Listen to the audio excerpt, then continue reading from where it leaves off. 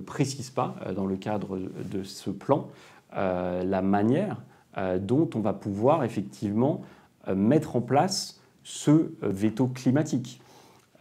Et d'ailleurs, on ne le voit pas pour une raison simple, c'est que, en réalité, un accord tel que celui-là, soit on le valide, soit on le refuse. On ne peut pas ex post, sachant qu'il a en plus été négocié par tous les États, en tout cas au nom de l'Union européenne, pour tous les États européens. On ne peut pas avoir un État qui après arrive et dit « Ok, mais sauf que je vais rajouter un veto climatique », parce qu'on voit bien qu'après tous les États peuvent arriver après signature de l'accord et dire « Ah oui, mais moi je rajoute ça, moi je rajoute ça, moi je rajoute ça ». Donc on voit bien que tout ça en réalité ne tient pas la route et que ça pose finalement la question fondamentale qui est celle de la souveraineté.